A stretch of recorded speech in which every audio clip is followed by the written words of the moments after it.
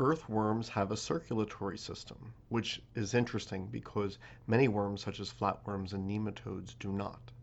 Blood remains inside the blood vessels, so it is a closed system, unlike that of many invertebrates, such as insects, where fluid leaves the blood vessels and mixes with coelomic fluid only to return to blood vessels. So it's not truly called blood, but rather hemolymph. This is a characteristic of an open circulatory system. In earthworms, a dorsal blood vessel brings blood back to the head region where it splits and forms a series of contractile blood vessels or hearts. A heart is essentially a contracting blood vessel which generates the pressure to distribute blood then throughout the other vessels.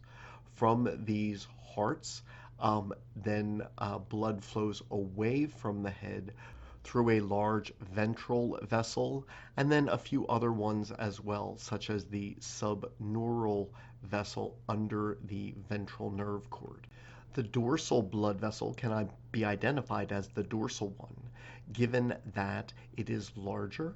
It lies underneath a space known as the dorsal pore, and it lies above that fold of the intestine which increases surface area, the typhlosole. So that is how one can distinguish between the dorsal vessel and the ventral vessel. The blood in the dorsal vessel is moving towards the head. Note that while there is pigment, there is hemoglobin in earthworm blood, it is not located inside cells such as red blood cells. It simply floats within the fluid of the blood. The ventral vessel can be identified by being on the opposite end of the intestine as the typhlosole.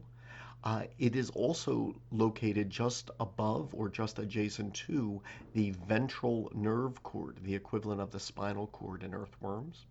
And underneath the ventral nerve cord is a small vessel known as the subneural vessel. The blood in the ventral vessel and subneural vessel, it is moving away from the head thanks to the pumping action of the hearts. Earthworms possess a brain, and from the brain, a nerve cord, the equivalent of the spinal cord, runs, but it runs along the ventral surface of the body under the ventral vessel.